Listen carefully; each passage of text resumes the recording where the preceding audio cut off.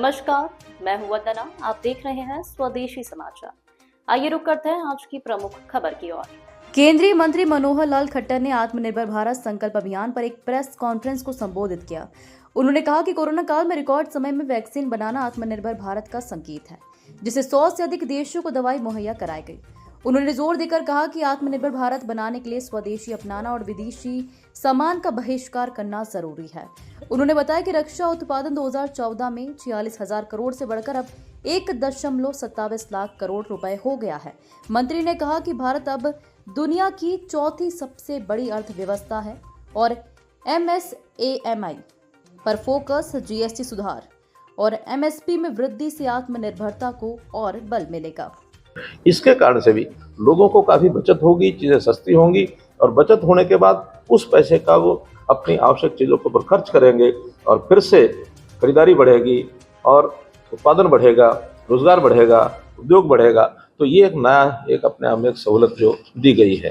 तो ऐसे बहुत विषयों पर बहुत संजीदगी से और हम लोग जो है जनता को कितना पैसा दिया जा सकता है, कितना उनकी रोटेशन में चीज़ों को लाया जा सकता है, डेवल्यूशन ऑफ फंड्स ये कितना ज़्यादा कर सकते हैं, ये मोदी जी के नेतृत्व में और हम देश में कर रहे हैं। MSP लगातार बढ़ रही है। जो परसेंटेज आज महंगाई दर है उससे भी ज़्यादा दर पर MSP बढ़ाई जा रही है, ताकि हमने जो टारगेट रखा हुआ है कि किसान को 50% का लाभांश अपनी खेती के उपज में वो मिलना चाहिए और अधिकांश फसलों पर वो 50% का टारगेट हमारा पूरा हो गया है। अगर कुछ कम भी है तो आने वाले समय में MSP की जो रेट है महंगाई रेट से ज़्यादा बढ़ाएंगे तो अपने आप लाभांश जो है किसान का वो बढ़ेगा।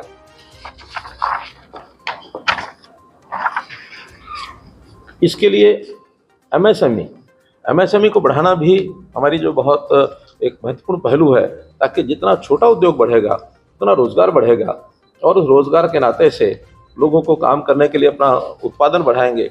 ऐसी विदेशों की जो चीज़ें हैं, छोटी छोटी चीज़ें जो इंपोर्ट करते हैं, वो इंपोर्ट हमारा बंद हो जाएगा। खास करके अब देखते हैं चाइना में ऐसा सामान आम लोग घरों में बनाते थे, उनका सस्ता सामान होता था, यहाँ बिकता था। अब बहुत बड़ी मात्रा में चाइनीज सामान लोगों ने मंगाना बंद कर दिया। पटाखे बंद कर दिए, लड़ियाँ बंद कर दी, खिलौने बंद कर दिए। दिवाली के सामान पर तो हम देखते हैं कि चाइना की चीज़ें मार्केट में भरी होती थी। आज आह्वान जब किया है तो ये चीज़ें चाइना की जो विदेशी चीज़ें हैं बिकनी बंद हो गई हैं। तो हम उसका बहिष्कार करने के बजाय हमें अपने स्वभाव में अपने खरीद जो है वो स्वदेशी की हो, ये विचार लाना पड़ेगा, ताकि हम अपनी ही चीज़ खरीदेंगे तो उसका लाभ देश को होगा। इसका बहुत बड़ा एक लाभ होने वाला है।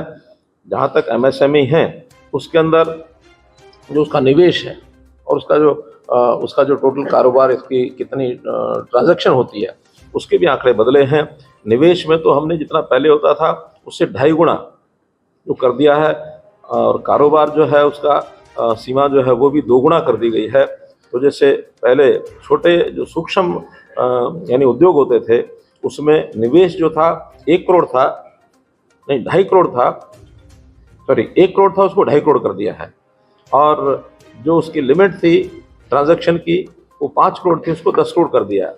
लघु उद्योग को 10 करोड़ से 25 करोड़ कर दिया और जो उसकी सीमा थी कारोबार की उसको 50 करोड़ से 100 करोड़ कर दिया। जो मध्यम वर्ग था उसको भी 50 करोड़ जो निवेश था उसको 125 करोड़ कर दिया और जो 250 करोड़ रुपया जो उसका कारोबार की सीमा थी उसको 500 करोड़ कर दिया। अर्थात 2 गुना 2.5 गुना पैसे लगाने वाले उद्योग भी अब MSME में आ गए, ताकि हर उद्योग को लाभ मिले, उसको ईज ऑफ डूइंग बिजनेस के नाते से ज़्यादा इंडस्ट्री उसमें आए। तो इस प्रकार से हमने मेक इन इंडिया ये आह्वान हमने किया। तो मेक इन इंडिया के आह्वान में हम जानते हैं कि पहले हमेशा विदेशी चीज़ों का एक लोगों के मन में एक जागता था, एक मोह जागता था, क्या made in Japan, made in China ये लें। भले हम भारत को प्यार करते थे, लेकिन उसमें कहीं ना कहीं अपने आप को बड़ा मानते थे। हमें को राजपूत जी का गाना आता ना, मेरा जूता है जापानी, दिल है हिंदुस्तानी, सिर पे लाल टोपी रूसी,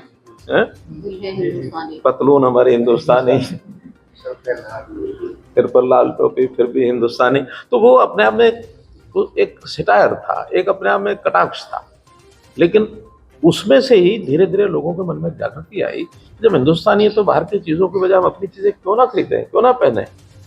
इसलिए उस ओर आगे बढ़ने के लिए हमने जो है मेक इन इंडिया इसका जब से प्रयोग किया और बहुत से क्षेत्रों में 100% FDI इसको भी खोल दिया। CPR वाला ना, एम से गुड़गांव 20 किलोमीटर का एम्स झज्जर या दिल्ली दिल्ली जब नहीं, उस पर कुछ ओवरब्रिज तो है प्रस्तावित, लेकिन एलिवेटेड रोड का तो अभी मेरे ध्यान में नहीं है। लेकिन अगर बनाएंगे तो ये नेशनल हाईवे वाले बनाएंगे, वो हमारे इस डिपार्टमेंट में आता नहीं है। कोई विचार चल रहा होगा तो पता लगेगा। सर, हरियाणा में आपने 9.5 साल जो है हरियाणा को संजो के रखा, सरकार के बीच में कम्युनिकेशन।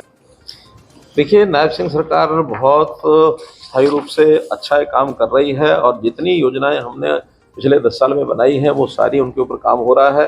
और उसके अंदर कहीं भी छोटे मोटे कोई ग्लिचेस होते हैं, क्योंकि वो मेरे समय जो योजनाएं बनी हैं वो ब्यूरोक्रेसी को ज़्यादा पता होता है उनका। कभी कभी ब्यूरोक्रेसी के लोग हमसे ही बात करते हैं, तो उस नाते से एक एक चीज़ हम करके आगे बढ़ा रहे हैं। खास करके जो लैंड इश्यूज़ हैं और लैंड की कई पॉलिसीज उस समय हमने लागू की थी, कुछ चालू हो गई, कुछ और बन रही हैं। उन सबको बहुत ज़्यादा जल्दी उसको सुधारने की आवश्यकता है, क्योंकि आज हरियाणा में तो है ही है, देश भर में मैं देखता हूँ अगर सबसे ज़्यादा लिटिगेशन कोर्ट्स में है तो लैंड इश्यूज़ को लेके है। तो लैंड की छोटी छोटी प्रॉब्लम्स होती हैं, उन प्रॉब्लम्स को हल करने के लिए मुख्यमंत्री हमारे लगे हुए हैं और डिपार्टमेंट के लोग भी लगे हुए हैं। फिर भी उसमें जहाँ कहीं कोई सहयोग की आवश्यकता होती है तो मैं भी उसमें जाकर उनको सुझाव देता हूँ। द्वारा से sir CLP leader Bhupendra Singh Hooda को चुना गया है। बात यह कि वैसे तो ये उनके अपने घर का मामला, मुझे कोई टिप्पणी करने का अधिकार नहीं है।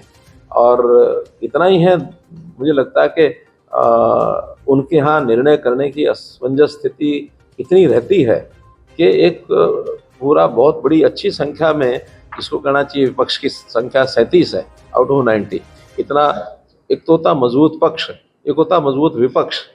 संख्या के हिसाब से हम कह सकते हैं तो मजबूत विपक्ष भी कोई उनका कमज़ोर तो नहीं है, लेकिन उनको अपना लीडर चुनने में 1 साल लग गया, ये अपने आप में हैरानी करने वाली बात है। और इसको जनता भी समझती है, हम भी सब समझते हैं, कहीं ना कहीं दुविधाएं उनकी हैं। अब वो दुविधा समाप्त करके उन्होंने बनाया है तो मैं तो उनको शुभकामना दूंगा। अच्छा उन्होंने लीडर बना लिया, और अगर विपक्ष का नेता कोई होता है तो सत्ता पक्ष को भी उसका लाभ होता है। कम से कम विपक्ष के लोग अलग अलग करके अपने मुँह से बातें नहीं बोलते हैं, तो विपक्ष का जो नेता है वो बोलेगा तो हम उसका ध्यान करेंगे।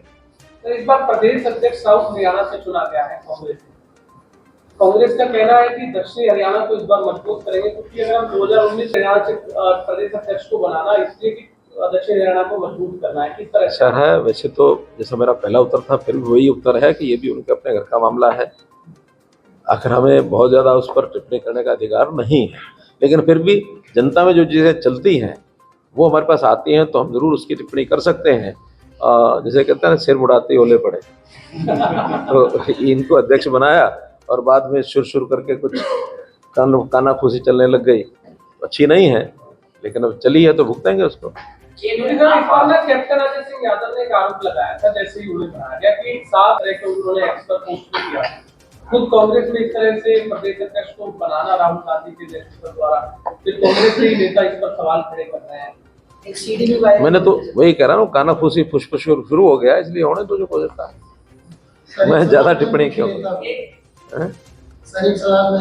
ऐसे ही अन्य खबरों को देखने के लिए देखते रहिए स्वदेशी समाचार।